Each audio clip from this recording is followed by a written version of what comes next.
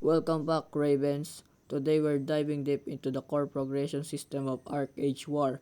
We're breaking down how collections, ancient tomes, and the summoning system actually works to turn your character into a beast.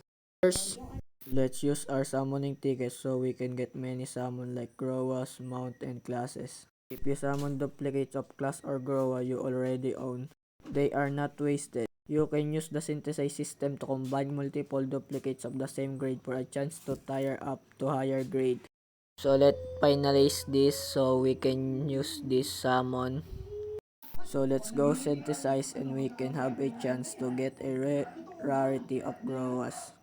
As you can see, the more you synthesize, the more chance to get same or rare rarity of Growas. The more you synthesize, the more you can get rare Growas. So here what happens when you complete a collection line. Permanent stat bonus. Once a line is completed, your character gains additional stats such as increased stack attack speed, damage reduction, accuracy, or HP.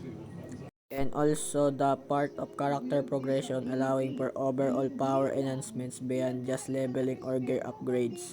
You can also do that to your mount and character. The more you collect, the more stat you can gain. So that it's guys. Now let's move on to Asian Tome. The Asian Tome is a character growth system in our Age War that allows you to permanently strengthen your character through a training. So how Ancient Tome training work? Training the Ancient Tome advances stages, providing consistent stat increase to your character. You must consume a specific currency called Recorder Signet to perform the training. But be careful guys when managing your tome, as resetting it will not refund the Recorder Signets you have already spent. So how to get Recorder Signets? To keep training your tome, you need a steady supply of signets which is primarily obtained through daily gameplay. Like job board requests, daily limits, you can obtain it through job board requests. And the number of signets you receive depends on the region's difficulty and the rank of the request you complete.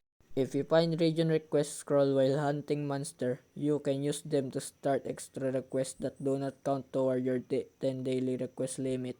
That's cover the essential for boosting your stat and pulling the best classes. Remember to hit those daily job board requests for your signets and keep an eye of your collection sets. If this helped you out, drop a like and I'll see you in the next one. Good luck.